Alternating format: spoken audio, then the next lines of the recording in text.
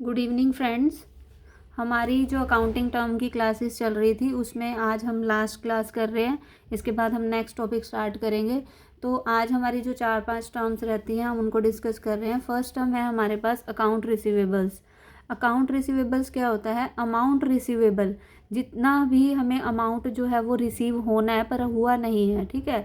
Amount receivable on account of sales of goods और services rendered by the company, यानी कि जो भी आपने गुड्स सेल की हैं, जो भी आपने सर्विसेज अभी प्रोवाइड करी हैं कंपनी ने, उसके बदले में उसे जो भी अमाउंट मिलना है, ठीक है, वो सारा क्या होता है हमारे पास? अकाउंट ट्रेड रिसीवेबल्स कहलाता है। वो सारा अमाउंट जो है हमारा ट्रेड रिसीवेबल्स कहलाता है। यानी कि आपने गुड्स बेची, सर्विसेज दी, उसके बदले में जो भी आपको मिलना है वो ट्रेड रिसीवेबल्स कहलाता है।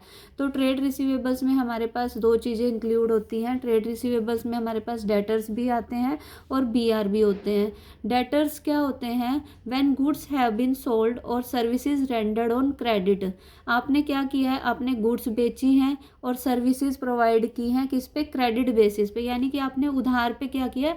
गुड्स और सर्विसेज प्रोवाइड करवाई है।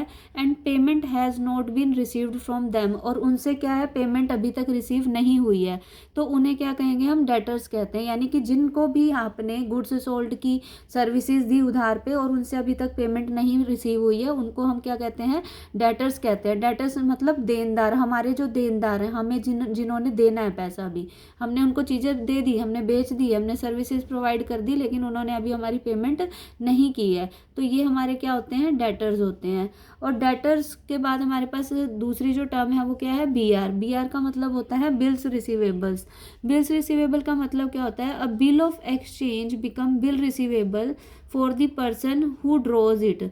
यानी कि ये क्या होता है? एक बिल होता है, बिल ऑफ एक्सचेंज जिसे हम बोलते हैं, वो बिल रिसीवेबल्स बन जाता है कब? जब वो person who draws it and get it back after its acceptance from the drawee। यानी कि किसी ने इसको लिखा और उसके बाद दूसरे पर्सन ने, जिसने पेमेंट करनी थी, उसने इस पे साइन करके दे दिए कि हाँ मैं पेमेंट कर दूंगा, तो फिर ये जो बिल होगा ना, बिल ऑफ एक्सचेंज, वो क्या बन जाएगा? बिल रिसीवेबल्स बन जाएगा। मान लीजिए आपने उधार किसी को चीज़ें बेची थी और उस पर्सन ने क्या कहा कि मैं एक बिल लिख के दे रहा, बिल मैं साइन करके दे रहा हूँ जो आप मेरे को लिख के दे रहे हो, मैं साइन कर रहा हूँ कि मैं आपको इस दिन पे ये पेमेंट कर दूंगा, तो ये सारा हमारा क्या बन जाएगा? बिल रिसीवेबल बन जाएगा कि हमें इससे पैसे मिल जाएंगे। तो ये हमारे जितने भी डेटर्स होते हैं और जितने भी बीआर होते हैं, इन सभी को मिला के हमारे क्या बनते हैं? Trade receivables. यानी कि टोटल हमें कितना अमाउंट जो है अभी रिसीव होना है, जो हमने सर्विसेज और गुड्स प्रोवाइड करवाई हैं उनके बदले में, ठीक है। उसके बाद हमारे पास आते हैं ट्रेड पेबल्स। देखिए ये रिसीवेबल्स थे, इसमें हमने सर्विसेज प्रोवाइड की थी और हमें पैसा मिलना था। अगर हमारे पास ट्रेड पेबल्स की बात करें तो ट्रेड पेबल्स जो है ट्रेड रिसीवेबल्स का रिवर्स भी हम कह सकते हैं, ठीक है। ट्रेड पेबल्स क्या होते हैं? Amount payable on account of goods purchase और सर्विसेज टेकन। यानी कि अब हमने क्या किया? अब हमने गुड्स परचेज की हुई है, हमने सर्विसेज ली हुई हैं और उसके बदले में हमने पेमेंट करनी है। अभी तक हमारी हमने पेमेंट नहीं दी है, तो वो हमारे लिए क्या हो जाएंगे? हमारे लिए वो ट्रेड पेबल्स हैं जिनको अब हमने पेमेंट करनी है, तो हमारी जो पेमेंट रहेगी है वो हमारी ट्रेड पेबल्स कहलाएगी। और ट्रेड पेबल्स में भी जैसे बिल्स पेबल में दो चीज़ें आ रही थी ना, वैसे ही यहाँ पे ट्रेड पेबल्स में भी दो चीज़ें आएंगी, जिसमें हमारे पास क्रेडिटर्स होंगे और बिल पेबल होंगे, ठीक है। क्रेडिटर्स कौन होते हैं? जिनसे हमने उधार पे सामान खरीदा हुआ है, हमारे लेनदार, जिन्होंने हमसे पैसा उधार हमें दे रखा है, हमने उनको वापस देना है, तो वो हमसे हमारे लेनदार हैं। From home goods purchased on credit, यानी कि जिनसे हमने उधार पे चीज़ें खरीदी हुई हैं वो हमारे क्या हैं? क्रेडिटर्स हैं, और हमने पेमेंट अभी तक उनको नहीं की है। पेमेंट नहीं की है जिनसे हमने उधार खरीदा है, वो हमारे क्या कहलाएंगे? क्रेडिटर्स कहलाएंगे। अगर हम उनको बिल एक्सेप्ट करके दे दें, ठीक है, जिनसे हमने उधार पे खरीदा है, तो वो हमारा क्या बन जाएगा? वो बिल्स पेबल्स बन जाएगा हमारे लिए, कि हमने एक्सेप्टेंस दे दी बिल पे, ठीक है। और जो रिसीव कर रहा है उसको बिल को, उसके लिए बिल रिसीवेबल बन जाएगा। क्यों? क्योंकि उसको क्या हुआ? उसको बिल रिसीव हो गया, यानी कि उसको एक्सेप्टेंस मिल गई कि हाँ मेरा बिल रिसीवेबल बन गया ये, ठीक है। तो बिल्स पेबल क्या है? बिल्स पेबल एक अकाउंटिंग टर्म है for bill of exchange accepted in favour of creditor. यानी कि क्रेडिटर जो है ना, उसके फेवर में हमने बिल को क्या कर लिया है? एक्सेप्ट कर दिया है, तो ये क्या बन जाएगा? बिल्स पेबल बन जाएगा। तो ट्रेड पेबल्स क्या होता है? टोटल जितना भी अमाउंट हमने पे करना है, किसके बदले में, जो भी हमने गुड्स खरीदी है, सर्विसेज ली हैं, उसके बदले में किसे पे करना है, जो हमारे क्रेडिटर्स हैं जिनसे हमने उधार खरीदा है और अभी सामान का पेमेंट हमने नहीं किया है, और बिल अगर हमने एक्सेप्ट कर लिया है तो वो बिल्स पेबल बन जाएगा, और इन टोटल कर दिया जाए तो ये ट्रेड पेबल्स बन जाते हैं। ठीक है, नेक्स्ट हमारे पास जो टर्म आती है वो आती है कोस्ट। कोस्ट क्या होती है, अगर हम कोई भी चीज़ खरीदते हैं ना तो उसके बदले में जो भी हम पे कर रहे होते हैं वो हमारी क्या होती है, कोस्ट होती है। तो amount of resources given up in exchange for some goods और सर्विसेज, यानी कि हमने गुड्स खरीदी, सर्विसेज खरीदी, उसके बदले में जो भी हमने रिसोर्सेज गिवन अप किए हैं, ठीक है, जो भी रिसोर्सेज हमने छोड़े हैं, हमारे दिए हैं हमने किसी को, वो क्या कहलाती है, कोस्ट कहलाती है हमारी।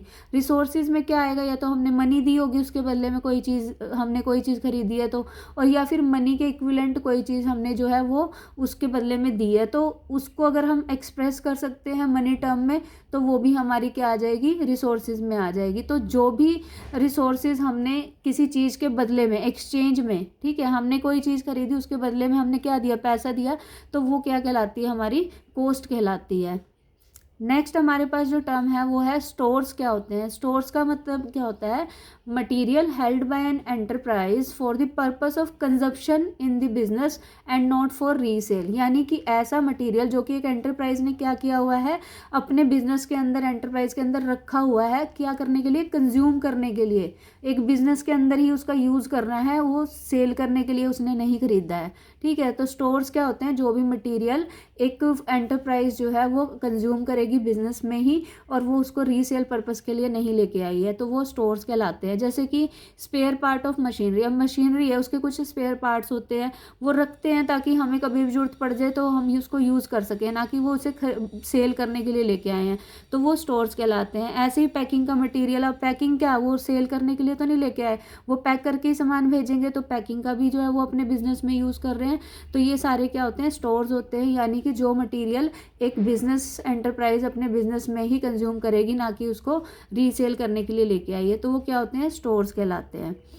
नेक्स्ट हमारे पास आता है एंटिटी। क्या होता है, एंटिटी कह लो या बिजनेस एंटिटी कह लो, तो ये क्या होती है, एक इकोनॉमिक यूनिट होती है। इकोनॉमिक का मतलब होता है पैसे से रिलेटेड, ठीक है, इकोनॉमिक यूनिट होती है formed for earning income by providing service और सेलिंग गुड्स, यानी कि वो किस लिए बनाई जाती है, फॉर्म की जाती है अर्न करने के लिए, क्या चीज़, इनकम को, इनकम अर्न करनी है आपको सर्विसेज दे के या फिर गुड्स प्रोवाइड करके, सेल करके, तो वो क्या कहलाती है, एंटिटी कहलाती है। एंटिटी का मतलब क्या हुआ, जो भी बिजनेस यूनिट है, जो भी इकोनॉमिक यूनिट है, जिसका मेन पर्पस क्या है, आप प्रॉफिट कमाना चाहते हो, अर्निंग करना चाहते हो, इनकम कमाना चाहते हो अपनी गुड्स और सर्विसेज को सेल करके और सर्विसेज प्रोवाइड करके, तो वो एंटिटी कहलाती है। जैसे कि मारुति होगी, एलजी होगी, ये इसके एग्जांपल्स आप लेके चल सकते हैं। तो ये आज की हमारी जो टर्म्स थी, हमारा जो ये वाला टॉपिक है वो कंप्लीट हो रहा है।